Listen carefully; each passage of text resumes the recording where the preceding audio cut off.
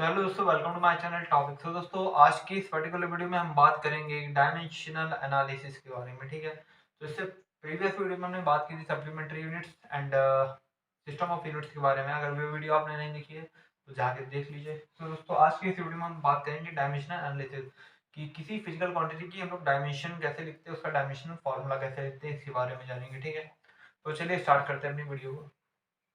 तो दोस्तों, सबसे पहले हमें जानना पड़ेगा कि ये डायमेंशन होती क्या है। ठीक है, डायमेंशन एनालिसिस होती क्या है, क्योंकि हमने देखा, हमने एक एग्जांपल समझा कि हमने जब एग्जांपल लिया किसका, हमने एक्सेलरेशन का।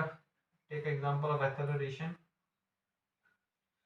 हमने क्या किया, एक्सेलरेशन का एक एग्जांपल लिया। ठीक है, तो एक्सेलरेशन लिया, तो एक्सेलरेशन इज इक्वल टू क्या होता है, velocity,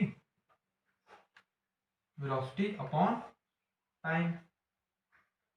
acceleration equal velocity upon time होता है। ठीक है, अब वेलोसिटी क्या होती है, वेलोसिटी होती है हमारी डिस्प्लेसमेंट। वेलोसिटी क्या होती है, डिस्प्लेसमेंट अपॉन टाइम। वेलोसिटी हमारी होती है displacement upon time into time. अब यहाँ पे हम देखते हैं कि डिस्प्लेसमेंट क्या है। डिस्प्लेसमेंट में यहाँ पे हम क्या लिखेंगे, इसकी इसकी हम लोग यूनिट लिखने के लिए यहाँ पे हमको चाहिए होगा यूनिट ऑफ लेंथ। डिस्प्लेसमेंट तो यूनिट ऑफ लेंथ ही है ना, unit of length, unit of length on upon unit of time का स्क्वायर। ठीक है, हम इसमें क्या देखते हैं कि एक्सेलरेशन, हमें एक्सेलरेशन की एक्सेलरेशन क्या देखते हैं कि एक्सेलरेशन वेलोसिटी अपॉन टाइम होता है, और वेलोसिटी को हमने क्या किया, डिस्प्लेसमेंट और टाइम में ब्रेक कर दिया। तो हम देखते हैं कि ओवरऑल क्या होता है कि ये जो डिस्प्लेसमेंट है वो एक टाइप की लेंथ ही है। अब ये चाहे मीटर में ले चाहे किलोमीटर में ले, ठीक है, ये एक यूनिट ऑफ लेंथ होगी, चाहे जो यूनिट हो, किलोमीटर, मीटर, ठीक है, जो भी हो। एंड ये क्या हो गया, यूनिट ऑफ टाइम हो गया। बट अगर हम डायमेंशन की बात करेंगे तो इसकी डायमेंशन तो सेम होगी। अब चाहे मीटर में ले चाहे किलोमीटर में ले, तो डायमेंशन क्या होगी, हर हर उसमें क्या होगी, सेम होगी। अब मीटर में लेंगे तब भी डायमेंशन क्या होगी, डायमेंशन जब लिखेंगे दैट विल बी, उसको एल ही लेंगे। ठीक है, किलोमीटर लेंगे तब भी वो क्या लिखेंगे, उसकी डायमेंशन एल ही लिखेंगे। ठीक है, उसके डायमेंशन फॉर्मूला लिखते टाइम एल ही लिखेंगे। ठीक है, तो डायमेंशन क्या होता है कि ये आपकी जो ये फिजिकल क्वांटिटी है वो चाहे जिसमें हो, उसका जो डायमेंशनल फॉर्मूला होगा वो हर उसमें क्या होगा, सेम होगा। ठीक है, हर सिस्टम उसका फॉर्मूला क्या होगा, सेम होगा। तो यूनिट ऑफ लेंथ है और यूनिट ऑफ टाइम का स्क्वायर है। सो अब यहाँ पे हम देखेंगे unit of length, unit of length की पावर कितनी है, 1 है। ठीक है, यूनिट ऑफ लेंथ की पावर कितनी है, 1 है।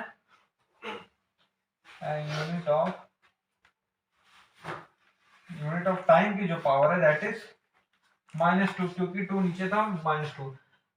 अब हम जो देख रहे हैं कि यूनिट ऑफ लेंथ, जो लेंथ की यूनिट के ऊपर पावर है एंड टाइम के ऊपर जो पावर है -2, ये जो हमारी होती है इसको हम लोग बोलते हैं डायमेंशन। क्या बोलते हैं, डायमेंशन। तो जो 1 एंड -2 है, दिस इज द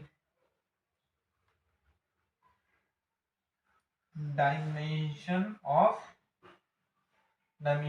एक्सेलरेशन।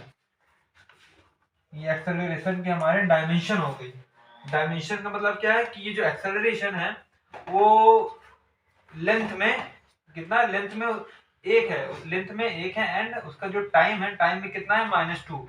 अब जैसे हमने बोला कि एक्स एक्सिस में एंड 2D है, तो 2D में क्या बोलेंगे, एक्स एक्सिस में इतने यूनिट है, वाई एक्सिस में इतने यूनिट। ठीक है, तो वैसे ही ये जो एक्सेलरेशन की बात करेंगे तो एक्सेलरेशन लेंथ में इतना है, एक लेंथ की पावर 1 है एंड टाइम की पावर कितनी है, -2 है। तो ये जो 1 एंड -2 है, इसी को बोलते हैं अपनी डायमेंशन। ये होती है हमारी डायमेंशन। ठीक है, इनको क्या बोलते हैं, डायमेंशन। तो डायमेंशन क्या होती है, डायमेंशन हमारी वही पावर होती है जिसमें किसी फिजिकल क्वांटिटी को, जिसमें किसी फिजिकल क्वांटिटी को हम लोग बताने के लिए उसके यूनिट के पावर के ऊपर, यूनिट के पावर में चढ़ाते हैं, उसको बोलते हैं हम डायमेंशन। ठीक है, तो वो होती है हमारी डायमेंशन। ठीक है, तो लिख लीजिए ये हमारी डायमेंशन।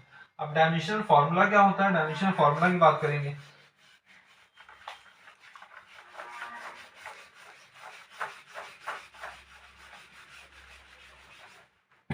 डायमेंशनल फॉर्मूला की बात करेंगे अगर,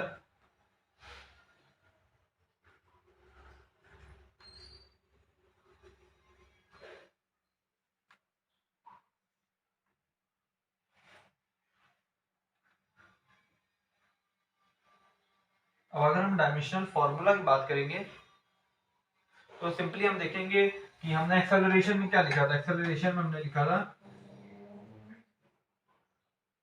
एक्सेलरेशन में हमने लिखा था एक्सेलरेशन में हमने क्या लिखा था,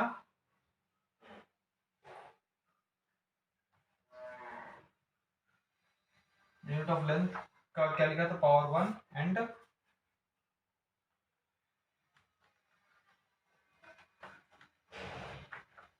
यूनिट ऑफ टाइम की पावर कितना लिखा था, -2 लिखा था। इसलिए अब हम किसी भी फिजिकल क्वांटिटी का डायमेंशन लिखने के लिए जो हमारी जो फंडामेंटल क्वांटिटीज है उनकी जो यूनिट्स है उसको कैसे लिखते हैं, फंडामेंट, जैसे लेंथ की फंडामेंटल लेंथ है हमारी, ठीक है,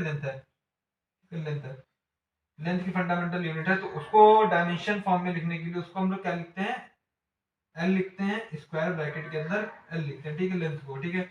एंड जब मास की बात करेंगे तो मास की जो यूनिट होती है उसको हम लोग लिखते हैं डायमेंशनल फॉर्मूला लिखने के लिए कैपिटल एम, ठीक है, स्क्वायर ब्रैकेट के अंदर कैपिटल, ये होता है प्रोसेस डायमेंशन फॉर्मूला लिखने का, ठीक है।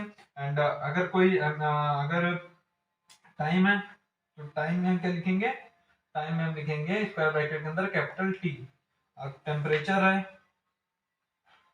टेम्परेचर तो स्क्वायर ब्रैकेट के अंदर थीटा। और अगर एम्पियर आ गया, ठीक है, करंट आ गया, करंट मतलब उसकी यूनिट एम्पियर है, तो करंट आ गया अगर, तो करंट की यूनिट को कैसे लिखेंगे, कैपिटल ए स्क्वायर ब्रैकेट के अंदर। तो हमें क्या ये पता होना चाहिए डायमेंशन फॉर्मूला लिखने के लिए कि जो लेंथ की यूनिट होती है उसको डायमेंशन फॉर्म में कैसे लिखते हैं, स्क्वायर ब्रैकेट के अंदर एल लिखते हैं, इसको मास की यूनिट को इसको एम लिखते हैं, टाइम की कैपिटल टी लिखते हैं स्क्वायर ब्रैकेट के अंदर, टेम्परेचर की कैपिटल थीटा मतलब थीटा लिखते हैं स्क्वायर ब्रैकेट के अंदर, करंट को कैपिटल ए लिखते हैं, ठीक है, स्क्वायर ब्रैकेट के अंदर। तो ये हमारा प्रोसेस होता है, ठीक है। अब हम क्या करेंगे, हम देखेंगे लेंथ की यूनिट लिखने के लिए हमने क्या बताया, लेंथ की यूनिट लिखने की डायमेंशन फॉर्म लिखने के लिए हम लोग जो लेंथ की यूनिट होती है उसको कैपिटल एल स्क्वायर ब्रैकेट के अंदर लिखते हैं, तो इसको लिखेंगे कैपिटल एल स्क्वायर ब्रैकेट के अंदर लिख दिया। और टाइम यूनिट ऑफ टाइम को लिखने के लिए डायमेंशन फॉर्म में कैपिटल टी के स्क्वायर ब्रैकेट के अंदर लिखेंगे, कैपिटल टी को स्क्वायर ब्रैकेट के अंदर लिख दिया। इसकी पावर कितनी है, -2, इसकी पावर कितनी है, -2। तो अब ओवरऑल देखेंगे तो एक ब्रैकेट के अंदर आ जाएगा और इसको लिख देंगे एल टी -2। हमारा क्या आ गया इसका dimension formula, L T minus, acceleration का डायमेंशन फॉर्मूला क्या आ गया, एल टी -2। सिंपली पता चल गया होगा ना कि हमें कैसे कैसे लिखना है। पहले हम देखेंगे लेंथ की जो यूनिट है उसको कैसे लिखेंगे, स्क्वायर ब्रैकेट के अंदर कैपिटल एल लिखेंगे, एंड टाइम की कैसे लिखेंगे, स्क्वायर ब्रैकेट के अंदर कैपिटल टी, और उसकी जो पावर थी हमने सिंपली पावर लगा दी, यहाँ पावर 1 थी तो यहाँ पावर 1 है, यहाँ पावर 1 है, एंड यहाँ -2 थी, यहाँ पे -2 लिख दिया। तो ओवरऑल हमने जब मिला के दोनों को लिखा तो क्या आ गया, स्क्वायर ब्रैकेट के अंदर एल टी -2। ये हमारा क्या हो गया, एक्सेलरेशन की, इसको बोलते हैं, हम इसको बोलते हैं डायमेंशनल फॉर्मूला। क्या बोलते हैं, डायमेंशनल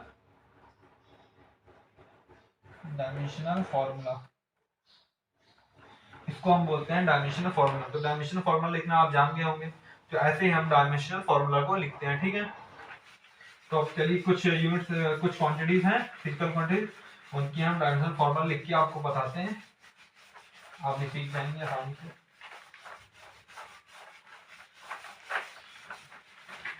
पहले हम बात करते हैं किसकी, हम बात करते हैं चलिए फोर्स की, फोर्स की डायमेंशनल फॉर्मूला की। फोर्स को क्या होता है, फोर्स इक्वल टू क्या होता है, mass into acceleration, mass into acceleration. Force क्या होता है, मास इनटू एक्सेलरेशन। तो मास को हम लोग ने पता है, मास की यूनिट को डायमेंशन फॉर्म में कैसे लिखते हैं, स्क्वायर ब्रैकेट के अंदर कैपिटल एम, कैसे लिखते हैं, स्क्वायर ब्रैकेट के अंदर कैपिटल एम।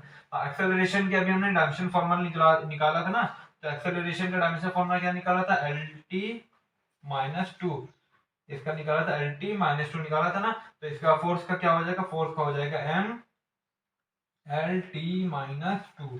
तो हमारा फोर्स का जो डायमेंशनल फॉर्मूला आ गया वो क्या आ गया, एम एल टी -2, ये हमारा फोर्स का आ गया, ठीक है। ऐसे ही हम, बहुत सिंपल होता है डायमेंशनल फॉर्मूला निकालना। सिंपली आपको खाली ये देखना है कि मास को कैसे लिखते हैं, लेंथ को, टाइम को, अगर टेम्परेचर चाहिए उसको, एंड अगर करंट दी हुई है तो उसको कैसे लिखते हैं, बस वो जान जाइए। बाकी तो फॉर्मूला अगर आपको याद है, जैसे हमको फॉर्मूला पता था कि फोर्स इक्वल टू क्या होता है, मास इनटू एक्सेलरेशन। तो मास को हम इस फॉर्म में लिखते हैं। एक्सेलरेशन की हमने पहले इससे पहले निकाली थी lt माइनस टू, तो हमने सिंपली दोनों को मिला दिया, तो m lt माइनस टू हमारी फोर्स की डायमेंशनल फॉर्मूला आ गया। सिंपली एकदम बहुत सिंपल था। ऐसे ही कई हम निकाल सकते हैं। जैसे हम बात करते हैं वर्क की, किसकी बात करेंगे, वर्क की। और वर्क क्या होता है, वर्क होता है हमारा, क्या होता है हमारा वर्क होता है force into displacement, force into displacement. अब हमने फोर्स की अभी निकाल के, फोर्स की हमने क्या निकाली, M L T minus to.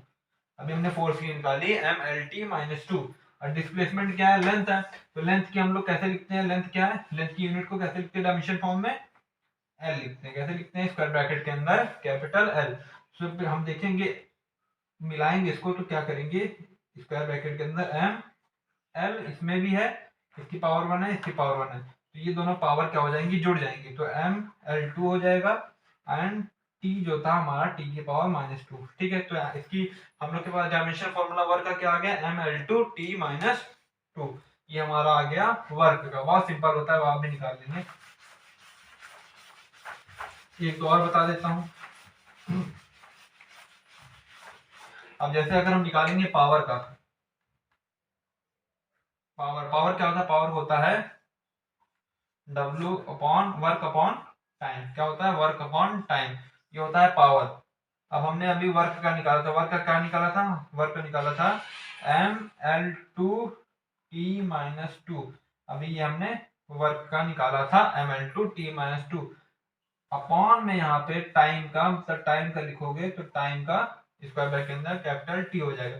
अब इसकी पावर कितनी है, वन ऊपर जाएगी तो माइनस वन हो जाएगी। अब माइनस वन हो जाएगी तो देखिए आप, इसको हमने लिखा M L two T minus two और t की पावर हमारी थी माइनस वन।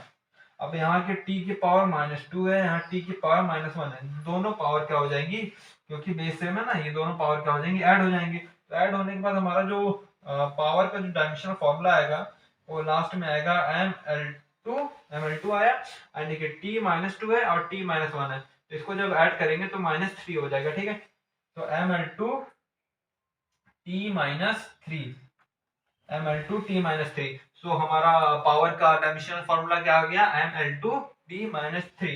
ठीक है, और इसकी डायमेंशन की बात करेंगे, डायमेंशन कितनी है, डायमेंशन आप सिंपली बता देंगे, जो पावर होती है ना उसी को डायमेंशन बोलते हैं।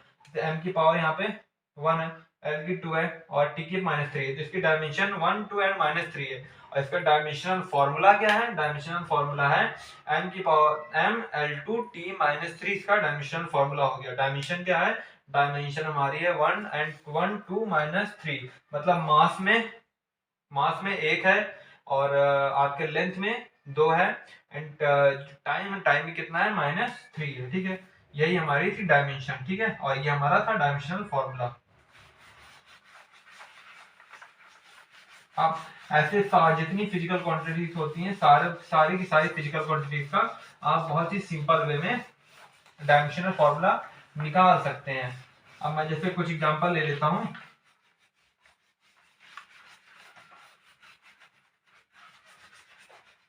अब जैसे एक और एग्जांपल में हम बात करते हैं इम्पल्स। ठीक है, हमने आवेग की बात की, इम्पल्स की बात की। ठीक है, तो इम्पल्स क्या होता है, इम्पल्स इक्वल क्या होता है, force into time, force into time होता है। ठीक है, तो फोर्स की हमने निकाली थी डायमेंशन फॉर्मूला, क्या होता है, M L T minus two, ये हमारा फोर्स का होता है। और टाइम का हमने कैसे लिखा था, टाइम का लिखा था स्क्वायर ब्रैकेट के अंदर कैपिटल टी। ठीक है, तो इसको हम लोग क्या करेंगे, अब एक साथ लिख देंगे एम एल, और यहाँ देखिए ये बेस सेवन है ना, इसकी पावर वन है। ठीक है, तो ये क्या हो जाएंगी, पावर ऐड हो जाएंगी, तो सिंपली क्या हो जाएगा, एम एल टी, और यहाँ माइनस है यहाँ प्लस है, तो क्या हो जाएंगी, ये दोनों माइनस हो जाएंगे। तो इसकी पावर कितनी हो जाएगी, माइनस वन हो जाएगी, क्योंकि ये ज्यादा है ना, तो इसका साइन माइनस वन हो जाएगी। तो हमारे पास इम्पल्स की जो डायमेंशन फॉर्मूला आ गया वो क्या आ गया, M L T minus one. ठीक है, ये इम्पल्स का फॉर्मूला आ गया। तो इसका डायमेंशनल फॉर्मूला क्या आ गया इम्पल्स का, M L T minus one. इसको लिख लीजिए।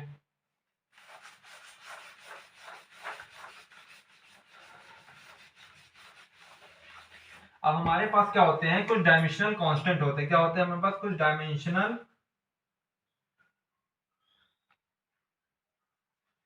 हमारे पास कोई डायमेंशनल कांस्टेंट होते हैं जिनका भी हम क्या निकालते हैं, डायमेंशनल फॉर्मूला निकालते हैं, ठीक है। वो कांस्टेंट होते हैं इसीलिए उनका नाम दे दिया डायमेंशनल कांस्टेंट, ठीक है। इसीलिए उनको बोलते हैं डायमेंशनल कांस्टेंट, ठीक है। उनकी भी हम क्या निकालते हैं, डायमेंशनल फॉर्मूला निकालते हैं। अब जैसे हम बात करेंगे कि आपने न्यूटन का इक्वेशन देखी थी। न्यूटन की इक्वेशन क्या होती है, F equal to G m1 m2 upon R square, ठीक है। तो हमारा जी यहाँ पे क्या होता है, जी हमारा क्या होता है, ये होता है कांस्टेंट होता है, ठीक है। तो अब हम इस कांस्टेंट की क्या निकालेंगे, डायमेंशनल फॉर्मूला निकालेंगे, क्योंकि ये कांस्टेंट है इसीलिए इस कांस्टेंट को हम लोग जो डायमेंशन फॉर्मूला निकलेगा उसको बोलते हैं डायमेंशन, इसीलिए इसको बोलते हैं डायमेंशनल कांस्टेंट। क्या बोलते हैं, डायमेंशनल कांस्टेंट। अब इसकी हम अगर डायमेंशन फॉर्मूला निकालेंगे तो क्या करेंगे, जी को एक साइड ले लेते हैं एंड एफ इंटू आर क्या है, मल्टीप्लाई में चला जाएगा, F into R square upon mass है ये भी, मास है ये भी, तो इसको सिंपली आप लिख दीजिए मास का स्क्वायर, ठीक है। एम स्क्वायर हो गया, ठीक है। अब इसकी सिंपली आप अगर बात करेंगे मास के सेम, अगर सेम ना हो, सेम होंगे तो हम तो स्क्वायर हो जाएगा, अगर सेम ना हो तो इसको m1 इंटू m2 ही लिखे रहने दीजिए, ठीक है।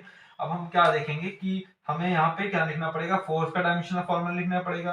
और आर क्या होती है, आर क्या होती है, लेंथ होती है दोनों मास के बीच। आर क्या होती है, दोनों मास के बीच मतलब लेंथ होती है, तो लेंथ का यहाँ पे हम लिख देंगे डायमेंशनल फॉर्मूला। एंड ये मास है मल्टीप्लाइन है, तो इनका हम डायमेंशनल फॉर्मूला सिंपली लिख सकते हैं, ठीक है। तो हम क्या लिखेंगे कि मास का हमने फोर्स का जो डायमेंशनल फॉर्मूला लिखा था, क्या लिखा था, mlt-2, फोर्स का लिखा था।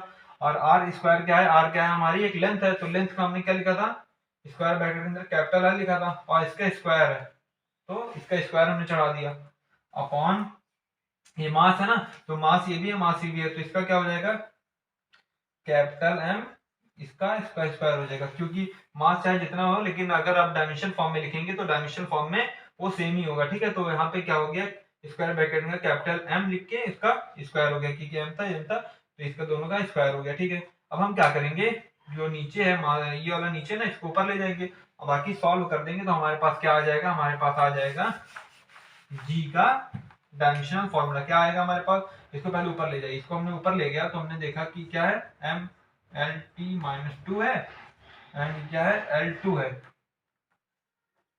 और हमने जब मास वाले को ऊपर ले गया डायमेंशनल फॉर्मूला, तो क्या हो गया, m की पावर -2 हो गया, ऊपर ले गया तो कितना हो गया, -2 हो गया, ठीक है। तो -2 हो गया, तो अब सिंपली इसको क्या कर देंगे, एक करके लिख देंगे, तो मास वाले साथ लिख देंगे ऐड करके पावर, एंड लेंथ है एक ही है, टाइम एक ही है, ठीक है। तो मास वाले को जब ऐड करेंगे तो सिंपली क्या होगा, यहाँ पे मास की पावर 1 है, ठीक है, और यहाँ -2 है, इन दोनों क्या करेंगे, ऐड करेंगे, तो ऐड करेंगे तो देखेंगे क्या हो जाएगा, ऐड करेंगे तो हमारे पास आ जाएगा m की पावर, ये ज्यादा है ना, इसकी साइन आ जाएगा, तो m की पावर -1 हो जाएगा। ये दोनों ऐड करेंगे तो एक -2 में से 1 क्या हो जाएगा, चला जाएगा, तो -2 में 1 में से जब ये चला गया तो कितना बचा, -1 ही तो बचा, तो m की पावर -1 हो गई। एंड l यहाँ पे क्या है, l की पावर 1 है और l की पावर 2 है, तो यहाँ पे 1 + 2 कितना हो जाएगा, l की पावर हो जाएगा 3। यहाँ पे 1 है पावर, यहाँ पे 2 है, तो l की पावर 3 हो गया। एंड t की पावर कितना है, t की पावर है -2। तो हमारे पास जो g, जो हमारा हमारा सार्वत्रिक गुरुत्वाकर्षण नियतांक है, उसका कितना आ गया डायमेंशनल फार्मूला, उसका डायमेंशनल फार्मूला आ गया m⁻⁻1 L3 t-2, ये क्या हो गया हमारा डायमेंशनल फार्मूला ऑफ g, ठीक है। कैपिटल G का डायमेंशनल फार्मूला हमारे पास ये आ गया। तो सिंपली आप फाइंड कर सकते हैं, बस आपको पता होना चाहिए जो जो यहाँ पे क्वांटिटीज यूज हो रही हैं, ठीक है, उनका हमें क्या पता होना चाहिए, डायमेंशनल फार्मूला पता होना चाहिए। बस सिंपली हम किसी भी कांस्टेंट का, किसी भी फिजिकल क्वांटिटी का सिंपली डायमेंशनल फार्मूला लिख सकते हैं, ठीक है। तो इसको ले लीजिए, ये कांस्टेंट था इसीलिए इसको क्या बोल दिया हमने, डायमेंशनल कांस्टेंट, ठीक है। अब एक और डायमेंशनल कांस्टेंट की बात कर लेते हैं, उसके बाद अपनी वीडियो को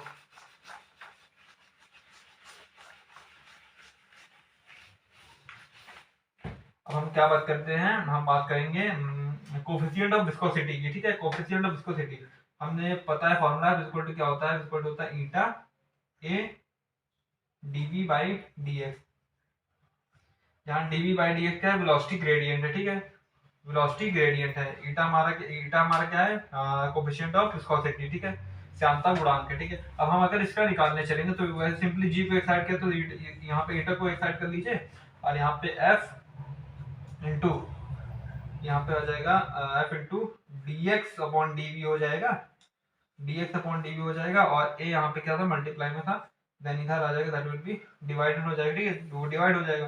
सिंपली अब फोर्स की हमने क्या पढ़ा था, फोर्स की हमने डायमेंशनल फॉर्म में पढ़ा था mlt माइनस 2, क्या पढ़ा था, mlt माइनस 2। और यहाँ पे एरिया, एरिया क्या होता है, लेंथ का स्क्वायर, ठीक है, लंबाई गुणा चौड़ाई होता है, लंबाई और चौड़ाई, मतलब इसका हम लिखेंगे तो इसका लिखेंगे l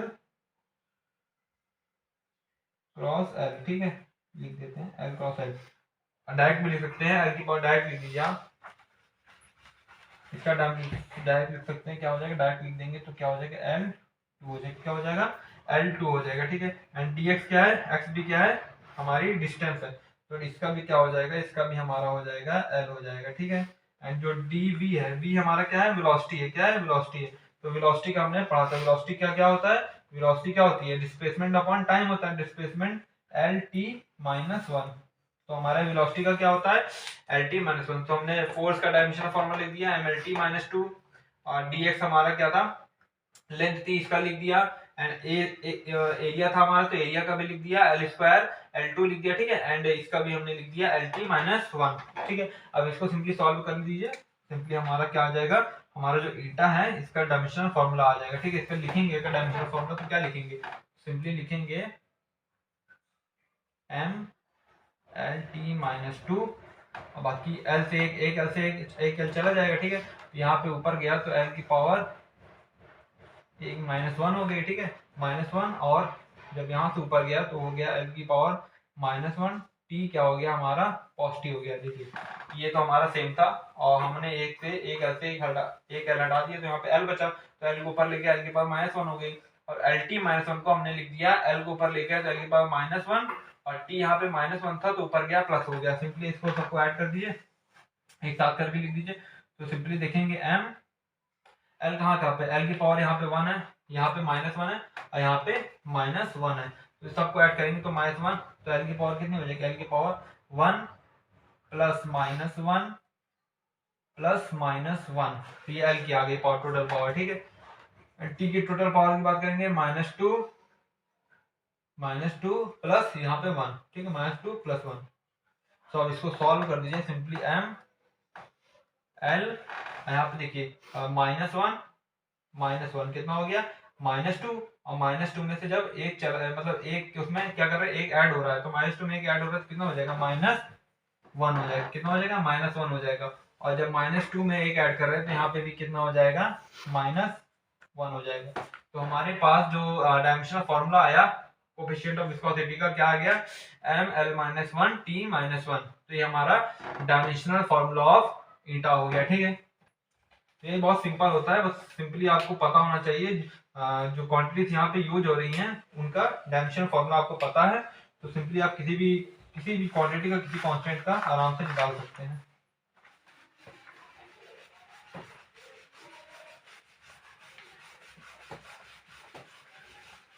तो हाँ, जहाँ तक कि आप समझे गए होंगे कि कैसे निकालना है डायमेंशनल फॉर्मूला, तो अब नेक्स्ट वीडियो में बात करेंगे कि डायमेंशनल फॉर्मूला की कुछ प्रॉपर्टीज होती हैं, जैसे प्रिंसिपल ऑफ होमोजेनिटी होता है, इसके बारे में बात करेंगे, इसके यूजेस क्या होते हैं, कैसे क्या किसमें यूज होता है डायमेंशनल एनालिसिस, ठीक है, तो उसके बारे में बात करेंगे। तो मिलते हैं नेक्स्ट वीडियो में, तब के लिए नमस्ते, टाटा, बाय बाय।